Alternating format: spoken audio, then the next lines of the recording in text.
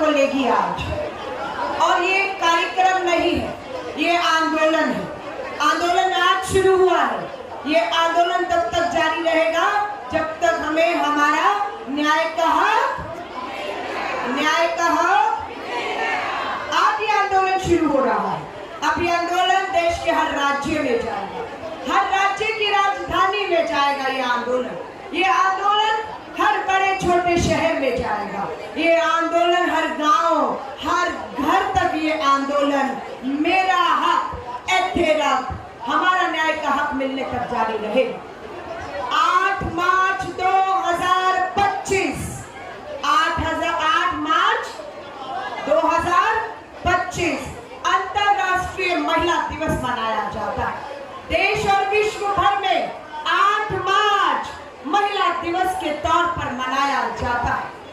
हम ये शपथ लेंगे कि हमारी मांगे मानो, नहीं तो ये संघर्ष यूं ही जारी रहेगा। और 8 मार्च 2025 को देश भर से लाखों बहनें भारत की राजधानी दिल्ली के अब राम लीला मैदान में पहुंचेंगी।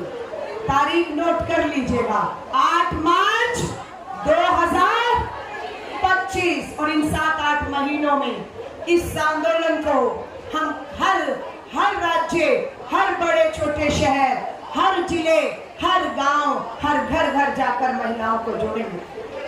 आपको शपथ पीछे दिखाई जाएगी।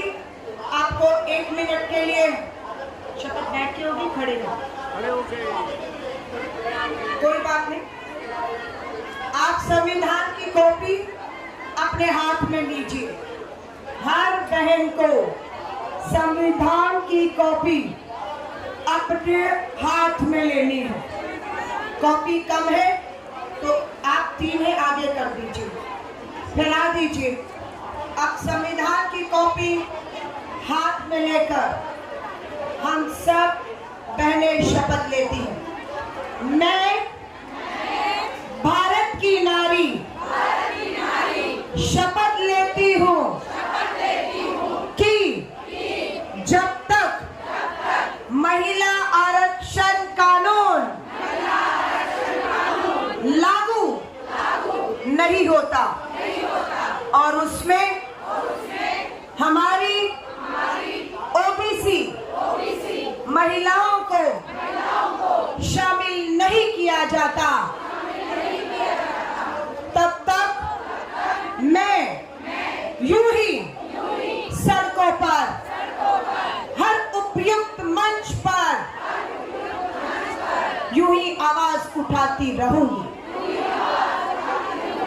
मैं भारत की नारी बढ़ती हुई महंगाई के विरुद्ध और महिला आर्थिक सशक्तिकरण के लिए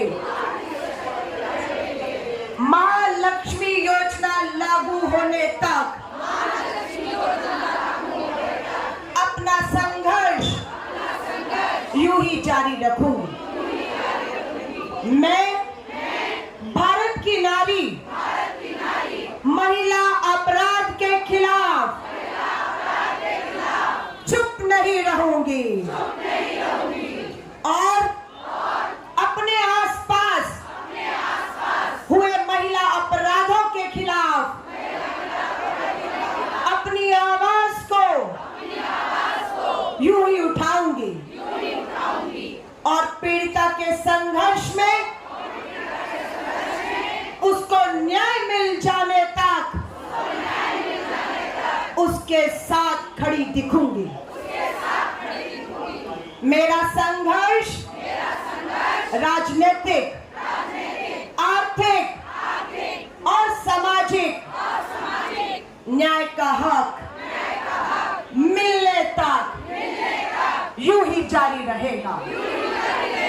भारत माता की, भारत माता की। तो मेरी बहनों, आज आपने संविधान की प्रति अपने हाथ में लेकर संविधान की कसम खाई और शपथ ली है।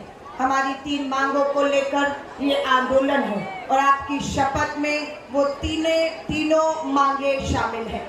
हम सिर्फ लोकसभा में श्री राहुल गांधी जी के भाषण का इंतजार कर रहे हैं। जैसे ही श्री राहुल गांधी जी बोलना शुरू करेंगे, हम इस बड़ी स्क्रीन पर राहुल जी का लाइव सीधा प्रसारण आपको दिखाएंगे और हमें ये महसूस होगा कि राहुल जी यहाँ पर ना होकर भी हमारे साथ हैं और हमारी आवाज को संसद में उठा रहे हैं। मेरी बहनों से निवेदन है, हिम्मत और धैर्य मत खोइएगा, पानी पीती रहिए। अपने आप को ये लड़ाई अभी तो शुरू हुई है, कुछ घंटे हुए हैं, अभी आपका मेरा संघर्ष, हमारा ये यात्रा बहुत लंबी है। हमारे बीच में अभी कुछ मैं आप आमंत्रित करती हूँ राजेश लिलोथिया जी।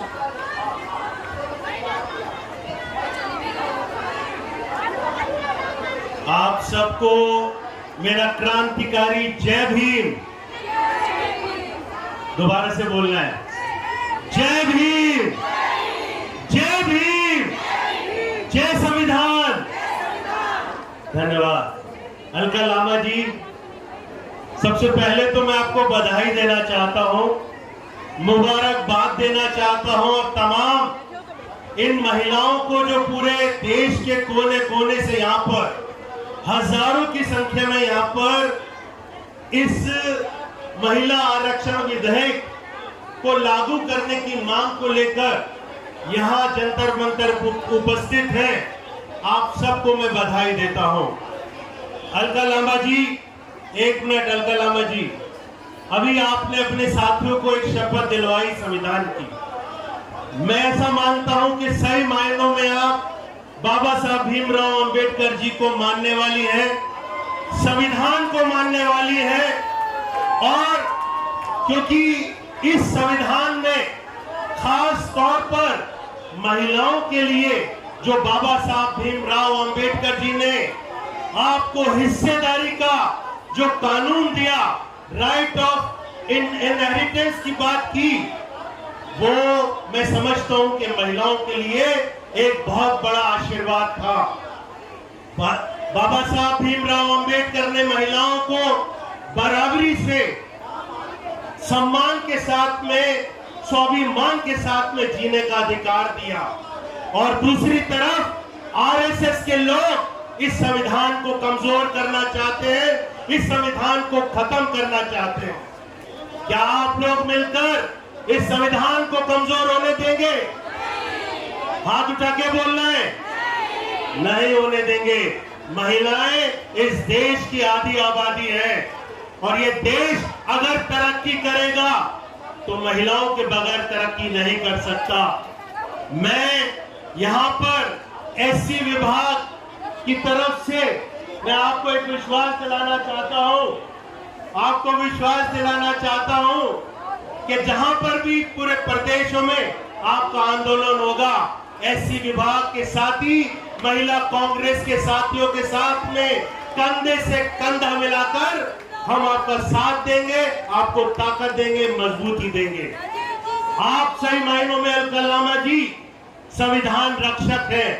एससी विभाग ने पूरे देश के अंदर एक कैंपेन चलाया संविधान रक्षक का, और मैं समझता हूं यहाँ पर आप लोग जितने लोग यहाँ पर पहुंचे हैं, आप लोग संविधान की रक्षा के लिए पहुंचे हैं। आप लोग संविधान रक्षक हैं, आप लोग संविधान रक्षक हैं। हाथ उठा के बोल रहे हैं, हम संविधान रक्षक हैं। तो मैं अलका लामा जी आपको एक तो संविधान की किताब देना चाहूंगा, बाबा साहब भीमराव अंबेडकर जी की एक फोटो देना चाहूंगा जो आप अपने कार्यालय में लगाएं, और एक संविधान रक्षक का सर्टिफिकेट आपको देना चाहूंगा।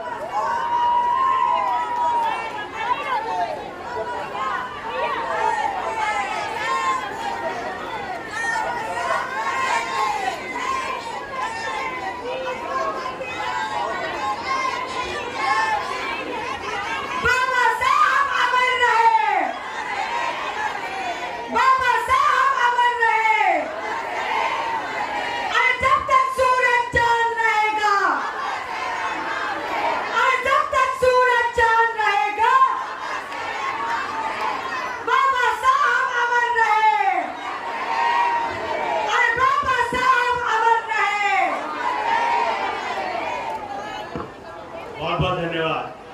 तो अभी अलका लांबा जी, आज हमने आपको संविधान रक्षक का सर्टिफिकेट दिया है और हम आपसे एक निवेदन करेंगे, पूरी महिला कांग्रेस के जितने भी पदाधिकारी हैं सबको इस संविधान रक्षक के अंदर हम लोग इस कैंपेन के अंदर जोड़ेंगे। तो आप ये बताइए, संविधान की रक्षा कौन करेगा? हाथ उठा के बोल रहे हैं, संविधान की रक्षा कौन करेगा?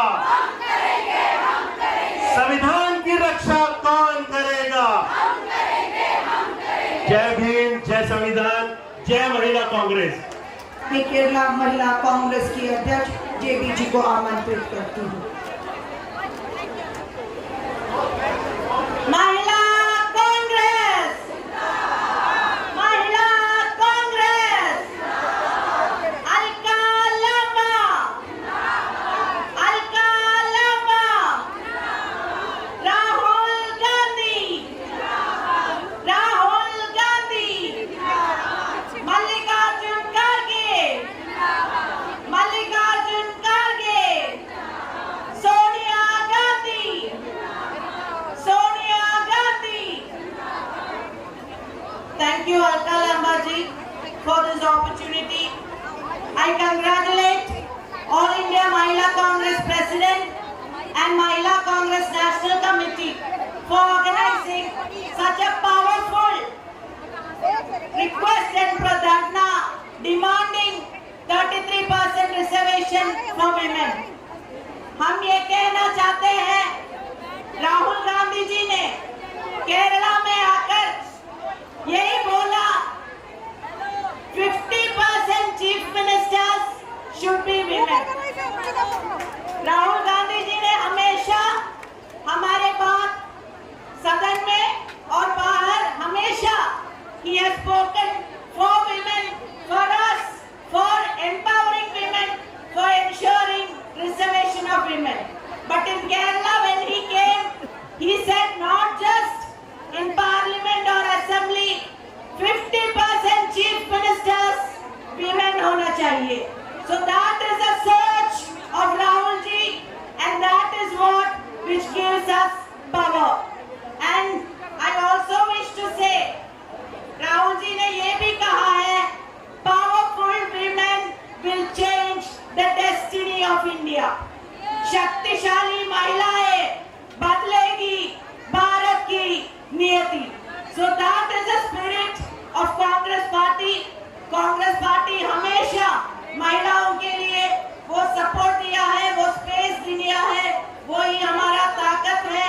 अब राज्यसभा में, लोकसभा में जो हम हैं, फूलो देवी जी है, सुधा जी है, लेकिन वो भी कांग्रेस की लीडर्स ने हमको दिया, इसलिए हम वहां जाकर आप सबका बात पार्लियामेंट में रखने का मौका हमको दिया. So that is a great opportunity given by Congress party. लेकिन कांग्रेस पार्टी का यही इच्छा है, ना सिर्फ 1, 2, 3, 4, 5, सिर्फ 5-6 नहीं, पूरा महिलाओं को they want to empower and give space. और आज ये प्रोटेस्ट हो रहे हैं, सबसे बड़े मुद्दे उठाकर ही अलका लांबा जी ने ये प्रोटेस्ट कर रहे हैं. देश के हर कोने से यहाँ महिलाएं हैं. I wish to tell Alka Lamba जी, हम सब अलका लांबा जी के साथ हैं, और जब तक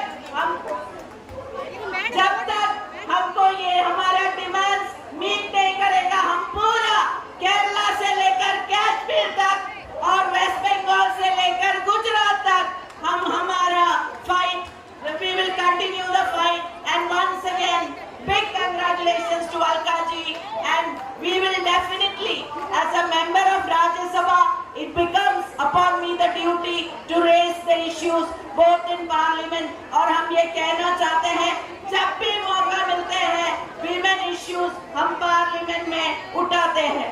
Thank you very much. जय महिला कांग्रेस, जय अलका लांबा जी, जय राहुल गांधी. जय हिंद. इस आवाज से आप संसद को नहीं हिला सकते. जय हिंद. ये मातृशक्ति की आवाज है. हमारी नारी शक्ति जो हमारी जननी है, जो हमारी पालक है, जो हमारे संस्कार देने वाली है, ये आप हमारे बीच आए, इसके लिए बहुत बहुत धन्यवाद। मैं अलका लामा जी को धन्यवाद करना चाहूंगा, हमारी महिला कांग्रेस की अध्यक्ष हैं, कि उन्होंने मौका दिया कि आप आज संविधान की रक्षा करने के लिए, अपने हकों की रक्षा करने के लिए यहाँ पर उनके आमंत्रण पर यहाँ पर आए और हमें भी यहाँ पर आने का मौका दिया। बहुत बहुत धन्यवाद। सम्मानित मंच और हमारी जो सेनाएं हैं, उन सेनाओं के जो हमारे वीर हैं, उनको जनने वाली इस मातृशक्ति को कोटि कोटि नमन।